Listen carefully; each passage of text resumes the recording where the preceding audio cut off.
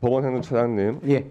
방금 그 주신 자료 중에 이제 피해 상황이라고 나와 있는 부분 중에 그 서부지법 직원분들이 신체적인 상해를 입은 부분은 없다 이렇게 확인해 주셨는데 맞습니까?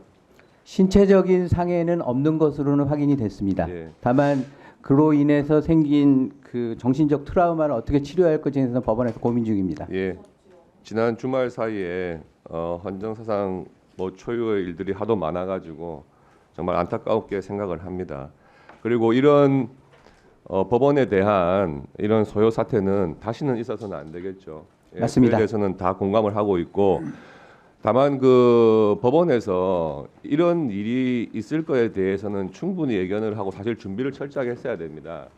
저도 서부지방검찰청에 근무를 했기 때문에 서부지방법원의 위치가 사실 이런 소요 사태라든지 시위에 굉장히 취약해요. 거기는 바로 대로변을 접하고 있지 않습니까?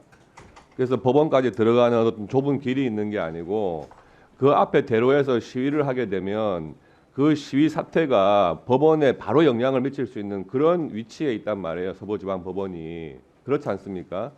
그러면은 그 전부터 이 서부지방법원에서 체포영장 발부하고 구속영장 하는 것에 대해서 많은 그 시위자들이 그 현장에 있었단 말이죠.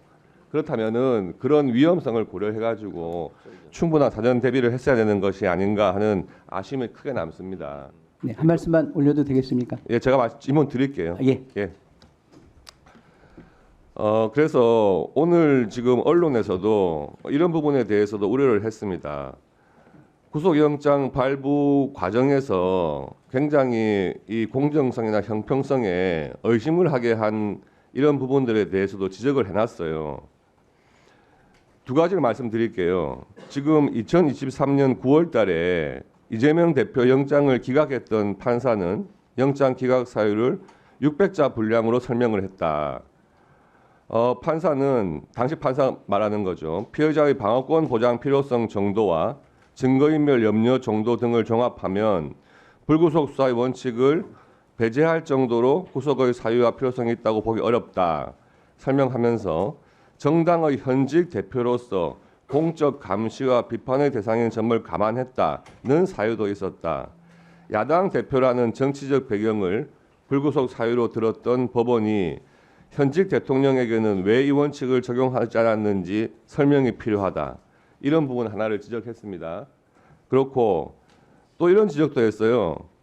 영장 심사가 주말에 이루어지면서 대통령 영장 심사는 영장 전담 판사가 아닌 주말 근무 당직 법관에 의해 이루어졌다. 과거 대형 사건의 경우 주말이라도 영장 판사들이 했던 전례와 비교해도 납득하기 어렵다. 이렇게 언론사에서 지금 사설을 통해서 지적을 하고 있단 말이에요. 이런 부분들이 법원에 주는 그런 이미지가 뭔가 불공정하고 이게 다른 사례들하고 좀 형평성이 맞지 않는 것이 아니냐 이런 지금 지적들을 하고 있는 겁니다. 그래서 지금 제가 말씀드린 두 가지 지적사항 이재명 대표에 대한 영장 발부 사유, 영장 기각 사유 이런 것에 대해서 볼 때 너무 이 발부 사유가 설명이 부족한 거 아니냐. 그리고 서부지법의 경우에는 왜 영장 판사들이 있음에도 불구하고 그냥 주말 당직 판사에게 이런 것을 맡겼느냐 하는 부분에 좀 설명을 해주시죠. 두 가지 측면에서 답변 올리도록 하겠습니다. 이번 사태에 대비해서 법원의 준비가 부족하지 않았냐라는 의원님 질문에 대해서 먼저 답변을 올리자면요. 사안의 심각성을 판단을 해서 법원의 보안관리대원을 대법원에 소속된 인원과 서울고등법원에 소속된 인원을 추가적으로 서부지방법원에 파견을 해서 보안관리대원을 증설을 해서 이번 사태에 대비를 했습니다. 청사의 보안은 외부적인 부분은 경찰이 담당을 하고 있고 내부적인 부분은 저희가 담당을 하고 있는데요. 구체적인 사건 수사를 통해서 진실규명이 이루어져야 되겠습니다만 이번에 시위대가 진입된 경로를 보게 되면 법원 후문 쪽에 있는 부분이 무너지는 바람에 시위대가 들어온 것으로 보고 있고요. 청사의 출입문을 통해서 들어오는 과정에서는 셔터가 내려져 있고 경찰이 보안 스크럼을 짜고 막고 있는 상태였습니다만 청사 측면에 있는 당직실에 유리를 깨고 시위대가 진입하는 바람에 청사의 출입문도 아마 무너진 것으로 저희는 판단을 하고 있습니다. 그 과정에서 저희 직원들은 당직실 입구를 막기 위해서 이 자판기를 이동을 해서 문을 열지 못하도록 조치를 취하고 대응을 했었습니다만 당직실에 그 유리창이 깨지고 시위대가 진입하는 상황에서는 신변의 위협을 느끼고 좀 전에 잠깐 말씀드린 것처럼 10층으로 대피를 했었습니다. 이런 재반 사정을 고려했었을 때 저희도 정말 예상치 못한 상황이었습니다만 추가적인 인력 투입을 해서 보안관리대원이 나름대로 노력했다는 점을 말씀을 드리도록 하겠습니다. 두 번째, 서부지방법원에서 왜 영장 전담이 아닌 당직 판사가 이 영장 실질 심사를 했는지에 대해서 답변을 올리자면요.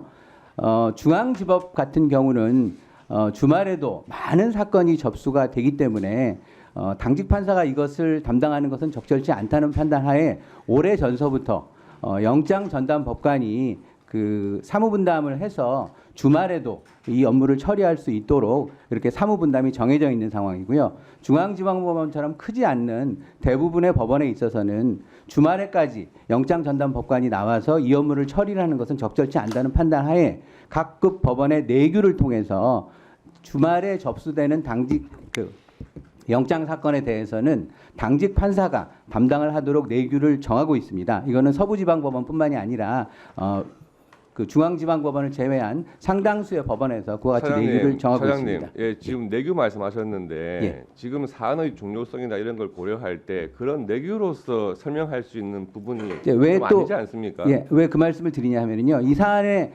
심각성과 또는 그 여러 가지 정치적 측면을 고려했었을 때 원래 규칙대로 내규에서는 당직 판사가 하기로 돼 있었는데 이런 사항을 고려해서 그러면 이번에는 내규와 달리 영장 전담이 하자라고 했었을 때 생길 수 있는 또 정치적 논란이 생길 수 있기 때문에 여러 사정을 고려를 해서 원칙대로 당직 판사가 담당한 것으로 알고 있습니다.